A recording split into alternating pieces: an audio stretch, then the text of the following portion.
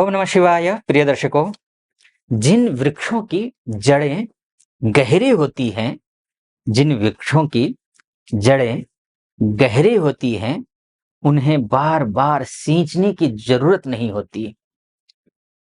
वैसे ही कुंभ राशि वाले हैं, इनकी जड़ें जो है ना, इनमें जड़ बहुत गहरी होती हैं, अपार संभावनाएं होती हैं, बहुत योग्य होते हैं। बस एक अवसर की तलाश में होते हैं। वो एक अवसर मिल जाए, उस वो फिर वो पीछे मुड़ करके नहीं देखते। लेकिन वो अवसर आए कब? बात तो ये है ना, क्या वो अवसर आने का समय आ चुका है? तो ऐसे में मैं कहूँगा, अगस्त का महीना कुंभ राशि वालों के लिए जिस अवसर की तलाश में आप थे, वो अवसर आता हुआ दिखाई दे रहा है। कैसे? आइए पूरा समझते हैं। कुंभ राशि है आपकी, तो स्वाभाविक है आपके जो राशि के स्वामी हैं शनि हैं, वो अपने ही राशि में बैठे हुए हैं। बहुत अच्छे हैं, बहुत अच्छी स्थिति में हैं। वक्री भी हैं आजकल, तो 15 नवंबर तक ये वक्री भी हैं। तो वक्री होने के नाते और ज़्यादा बलवान हो गए हैं। लेकिन उससे भी बड़ी बात मैं कहना चाहूँगा, यह जो कर्मेश है आपका मंगल, वो अपने ही घर को देख रहा है। कर्मेश जो है ये मंगल, ये अपने ही घर को देख रहा है। यानी कि मान का, सम्मान का, पद का, प्रतिष्ठा का, नौकरी का, इंटरव्यू का, पिताजी के साथ रिश्तों का और आपका स्वाभिमान का ग्रह, आपके साहस का, आपका पराक्रम का, आपके भाइयों के साथ रिश्तों का, आपके दोस्तों के साथ रिश्तों का, आपके बिज़नेस का, आपके प्रमोशन का ग्रह मंगल अपने ही घर को देख रहा है और पूरा महीना देखेगा। 26, खासकर 26 अगस्त तक। 26 अगस्त के बाद ये मिथुन राशि में आ जाएंगे, लेकिन 26 अगस्त तक ये अपने घर को देख रहे हैं। तो शानदार स्थिति आएंगी। जिन जिन क्षेत्र, जो जो क्षेत्र मैंने बोला ना, नौकरी, व्यवसाय, मान सम्मान इत्यादि, इन सभी क्षेत्रों में आपको प्रचुर मात्रा में सफलता दिलाएगा ये मंगल। और गुरु की भी तो दृष्टि है ना, ये कैसे हम भूल सकते हैं। गुरु की दृष्टि में तो वैसे भी अमृत होता है, तो गुरु की भी दृष्टि है। गुरु सोर्स ऑफ इनकम के ग्रह होकर के इसको कर्म स्थान को देखेंगे। सोर्स ऑफ इनकम यानी कि अगर अटके लटके भटके पैसे हैं, कहीं से कोई मान सम्मान में कमी आ रही है, चाहे परिवार में हो, चाहे समाज में हो, चाहे कार्य क्षेत्र में हो, मान सम्मान में कहीं कोई कमी है, तो वो मान सम्मान में कमी ये नहीं आने देगा। बस आप अपने आप को पहचानिए, अपने मर्यादा में रहिए, आप अनुशासन में रहिए, आचार विचार और व्यवहार को सही रखिए।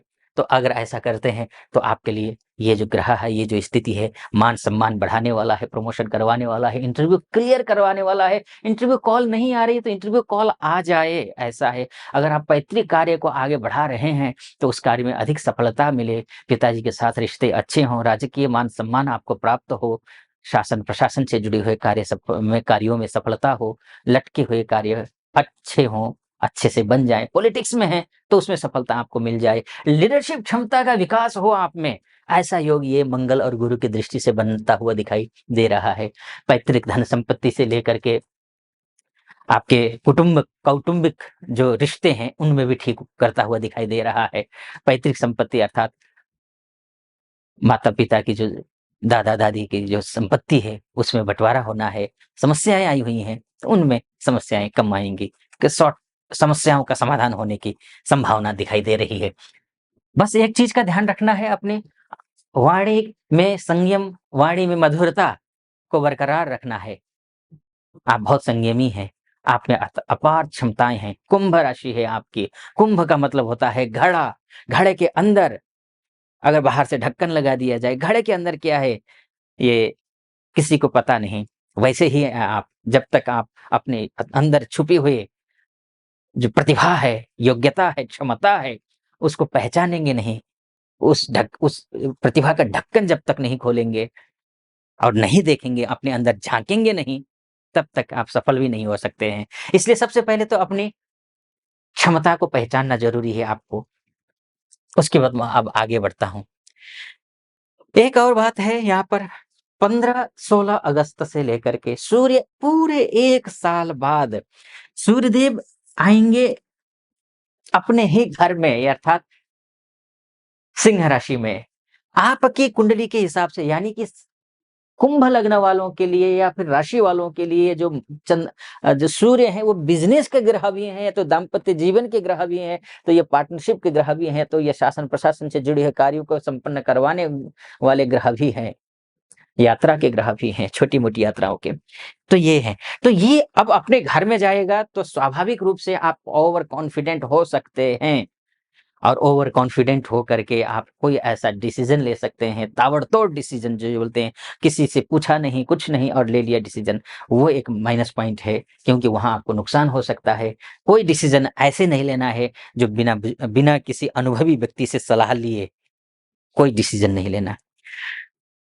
कोशिश करिए इस दौरान शासन प्रशासन से जुड़े हुए कोई अटके काम का, घर में कई काम ऐसे भी हो सकते हैं जो कि सरकारी काम है, लेकिन फाइल आगे बढ़ ही नहीं रही है, तो फाइल बढ़ती हुई दिखाई दे रही है, तो ये भी यहाँ पर है। इससे भी बड़ी बात, इसको सूर्य को लेकर के तो मैं अलग से वीडियो बनाऊँगा, कि क्योंकि 1 साल बाद गोचर करेंगे आपकी यानी कि सिंह राशि में अपने घर में पहुँचेंगे, तो मैं करूँगा। तो उसमें तो विस्तार से एक अलग से कुंडली बनाऊँगा। आप यहाँ तक पहुँचे हैं तो एक बात निवेदन भी कर दूँगा, अब कर ही लेता हूँ, कि आप पूरा वीडियो सुनिएगा और मेरा विश्लेषण आपको ऑथेंटिक लगे तो चैनल को सब्सक्राइब, वीडियो को लाइक और कमेंट बॉक्स में जाकर के, सावन का महीना वैसे ही चल रहा है, महादेव की कृपा आप पर भी बनी रहे। हर हर महादेव 5 बार, 11 बार, 21 बार, जो भी श्रद्धा है आप कमेंट बॉक्स में लिख दीजिएगा, अगर सटीक लग रहा हो तो। मैं बात करना चाह रहा हूँ यहाँ पर, ये जो 2 ग्रह दिख रहे हैं ना आपको, शुक्र और बुध, ये लक्ष्मी नारायण राजयोग बना रहे हैं। वो भी कहाँ? 7th हाउस में जाकर के, अर्थात ये जो वैभव की आपको आवश्यकता है, समृद्धि की आवश्यकता है, पैसों की आवश्यकता है, बिजनेस नहीं चल रहा है, दाम्पत्य जीवन में खटपटी चल रहा हो, तो इन सब चीजों को लेकर के जो है आपको निराश होने की जरूरत नहीं है। समृद्धि आएगी, वैभव आएगा, पैसे आते हुए दिखाई दे रहे हैं, बिज़नेस चलता हुआ दिखाई दे रहा है। कोई सा भी बिज़नेस हो आपको, चाहे मैन्युफैक्चरर हो आप ट्रेडर हो, आप रिटेलर हो, या फिर नौकरी करते हो, और नौकरी में भी आप किसी भी फ़ील्ड में हो, तो आपके लिए शुभ संकेत दिखाई दे रहा है। ये जो बुध और शुक्र का युति संबंध है, शानदार और अद्भुत है। वो इस भी महीने में और ज़्यादा अच्छा है, क्योंकि ला न नवमेष होकर के शुक्र केंद्रस्थ हो रहा है, वैसे ही लक्ष्मी योग बनाता है, लक्ष्मी नारायण राजयोग बना ही रहा है, और लक्ष्मी योग अलग से बना रहा है। अगर आपने अपने आचार विचार व्यवहार को शुद्ध और संस्कारित रखा, चाहे आप देश में हो चाहे विदेश में हो, आपको सफलता मिलती हुई दिखाई दे रही है।